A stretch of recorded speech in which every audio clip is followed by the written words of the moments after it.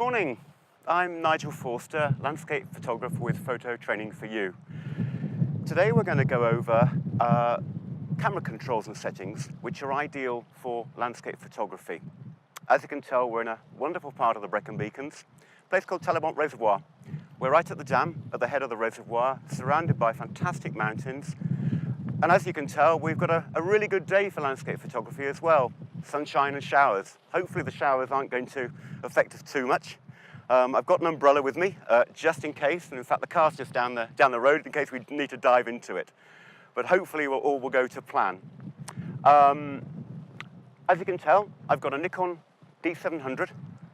It's got a 16 to 35 wide-angle lens with us. I'm going to stick with this scene that the camera's pointed at the moment to talk you through the settings. And I'm going to talk you through the whole range of settings, right from the metering options, the focusing options, and the other controls that it's essential for the image. One thing that's worth pointing out, I do keep them fairly simple because the priority for me is on the image making side of it. It's actually on the composition, how I'm going to get the best out of the camera, not complicate matters by using a wide range of complex settings. So hopefully you'll pick up one or two tips from that. Now, as I explained, I've got a Nikon D700 here. Obviously, many of you will have not only other Nikon makes, but also other makes, primarily Canon, which I know from the courses I teach a considerable number of people possess. Now, as I explained for the moment, we're going to be using the Nikon D700 to explain the key controls. So, starting really from the primary controls downwards, the exposure metering method you can use.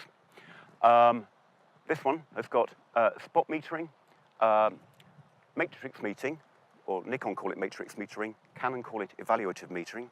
Canon uses a different language for most of the controls, by the way, so get used to this. And there's also center weighted metering. Canon also have partial metering.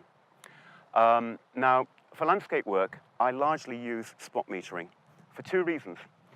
Firstly, I like to know exactly where I'm taking my metering from, so I can measure precisely the tone of the camera. Now, in another video, we're going to be going through how the camera reads exposure. It doesn't read black, it doesn't read white, it reads something called 18% gray. Now, the closest you can estimate to that 18% gray will maximize your ability to expose most accurately. Spot metering will allow you to do that. So that's the primary reason I use spot metering. The second reason is related to focusing. On the majority of certainly professional cameras or high-end cameras, indeed some of the mid-range amateur models as well, the spot meter will also be related to your single focus point tracker, which is another setting I also use. Now on this camera, the focus point tracker options are the button at the bottom there. At the moment, as you can tell, I've got it on the single focus point. Therefore, you can pick on the scene, the key focus point you want to concentrate on, but it will also measure exposure as well. It's a very, very useful tool, particularly when you've got the camera on a tripod. Now, I know many of you out there will probably be used to focusing on a key part of the scene and perhaps repositioning. So you've got the focus point in the middle, and then you'll reposition to the part of the scene you want to expose for. However, on a tripod, that's much, much more difficult, because you then have to effectively recompose the whole camera. So on a tripod, I would always recommend use spot metering with single focus point tracker, and then you're performing two functions at the same time. I'm also going to use manual exposure as well. Now, I know that many of you will probably be used to using perhaps aperture priority, shutter priority. It's a Canon users, that's time value, by the way. But I prefer to use manual exposure because to my mind, the more control you have of the camera in landscape photography, the better the results and the more accurate results can be. With exposure in particular, precision is important. Now, of course, in one of the others, aperture or shutter priority, you can use exposure compensation to compensate when the camera's measured the exposure from the scene incorrectly. My argument is, why not use manual and make your own assessment? The important thing from my point of view is to measure most accurately from that mid-grey I talked about, the 18% grey. Now, my assessment of this scene, a lit landscape would be an accurate point of exposure. The light water, the light part of the sky, but not the white clouds. The white clouds are going to be too bright. They will underexpose the picture if you point to the white clouds. Obviously, in this, increasing the sun is coming around, which I know, having discussed it at length with Sam, is causing us a few issues here. A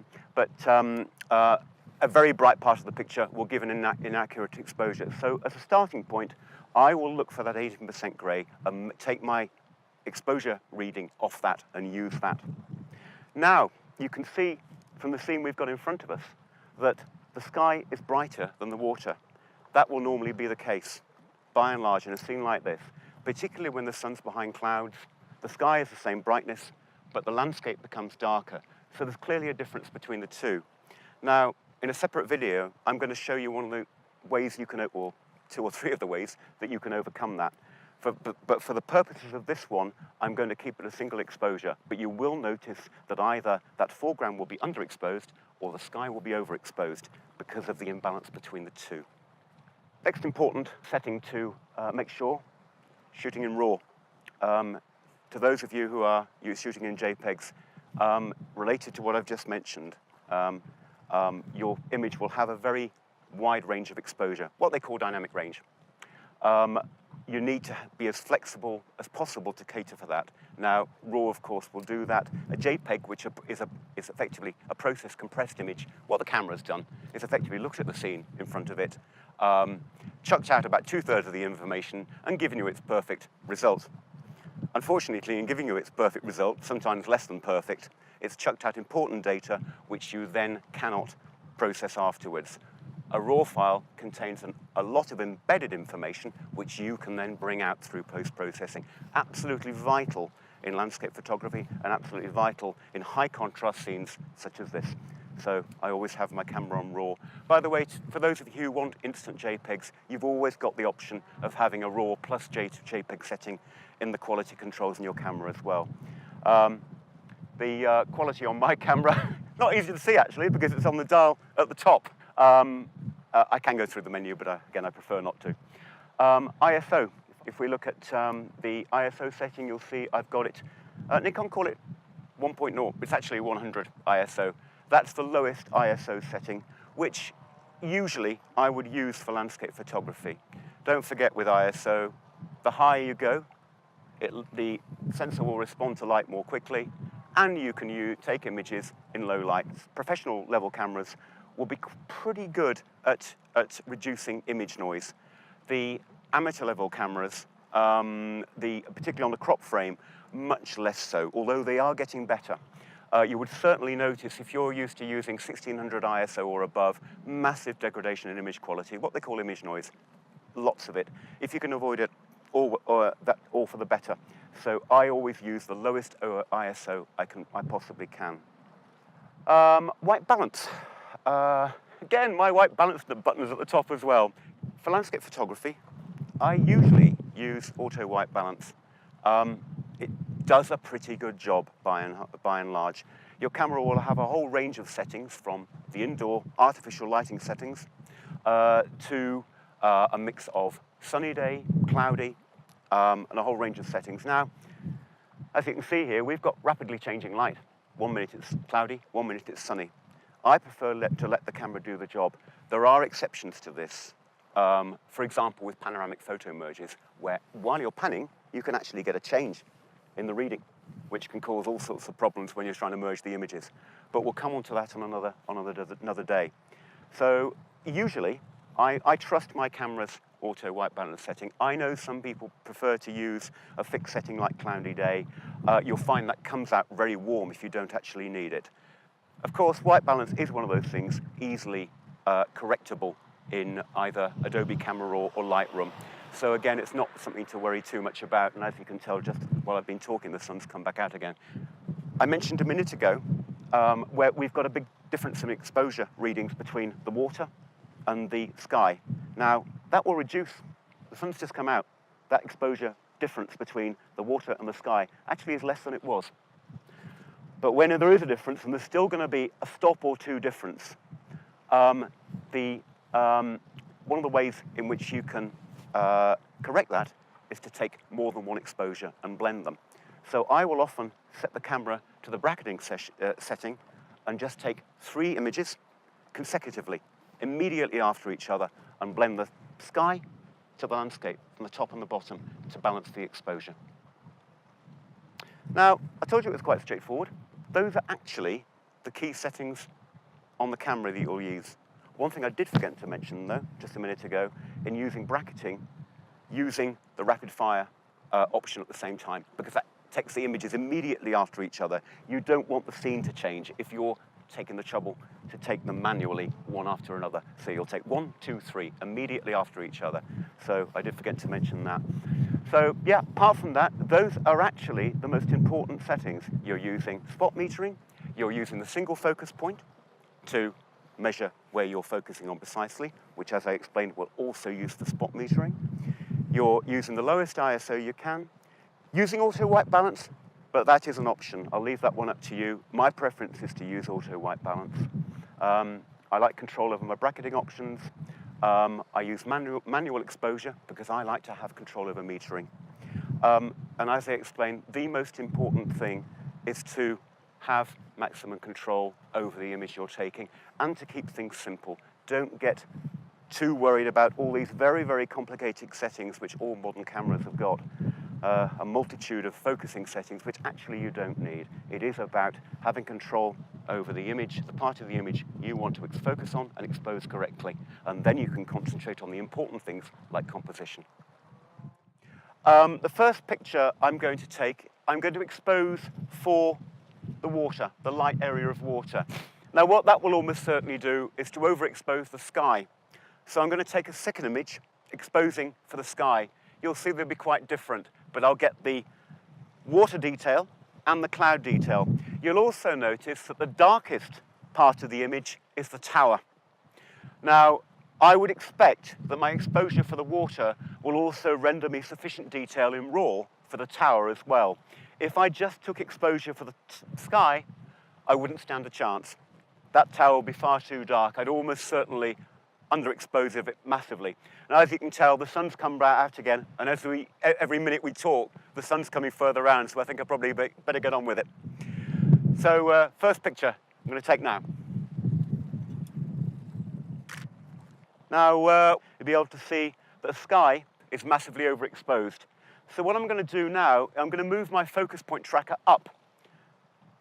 It's going to focus on the sky in theory, of course, but in reality it's an infinity. But as I mentioned, it's also going to measure the exposure as well. So I'm now going to take an image exposing for the sky. Now, there was actually 2.5 stops difference there. First image I took was at 100th of a second at f13. Second image was at 500th of a second at f13. That was at 100 ISO, by the way.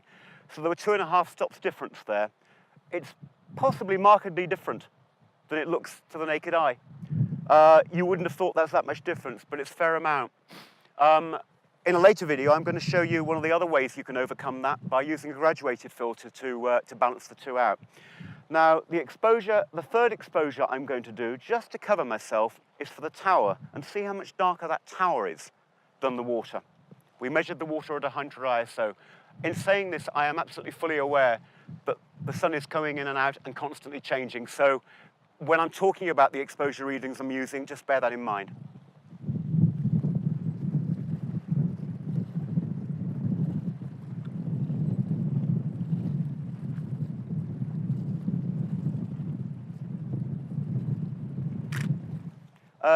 Right, I've just taken a third picture because I was concerned that I needed sufficient detail on the tower, and that's shown as being a 40th of a second at f13.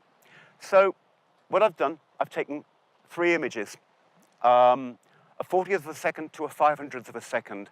That's about, on my calculation, about 5 stops difference between the darkest tones and the lightest tones in the picture. And it's that kind of range that you will need to get all the tones measured in that image. The other thing I probably need to explain is depth of field. Now, I've mentioned I've used, on more than one occasion, I've used a single focus point tracker. Now, I also used f13. Now, in reality, I've got a wide-angle lens on here. It's at 16 millimeters, which is equivalent to 10 millimeters on a crop frame camera. And in reality, everything I was focusing on, the tower, the water, the sky, is an infinity. So it doesn't really matter. I used f/13. Lenses tend to perform pretty well at those mid-range of apertures, f-stops. Now, obviously, if I had a part of the image, for example, the wall you can see in the foreground, if I had that in the foreground, the focusing would therefore become critical, because I'd need to think about depth of field. In other words, having all of the picture in focus, if that's what I wanted.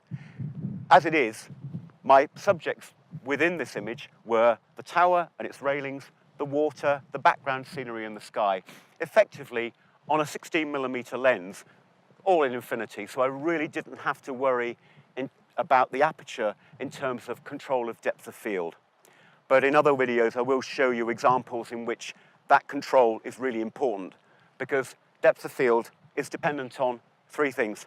Firstly, it's dependent on the aperture you use. You've got more control.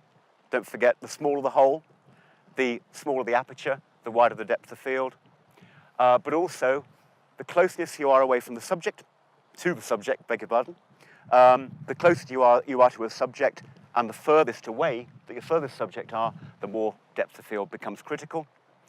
The lens that you're using, telephoto lenses have got a narrower depth of field than a wide-angle lens. Therefore, in a lens like this, I'm pretty confident I can get that whole scene in focus. So in this respect, I was primarily using that focus point tracker to measure the exposure and not necessarily too worried about its role as focusing. Okay, that's it. You'll probably think that's quite simple. That's because it is. I do like to keep things simple. They're the controls I usually use for my landscape photography. You'll know that your cameras have got a massive amount of options in terms of shooting modes, exposure modes, focusing modes in particular, can be incredibly complicated.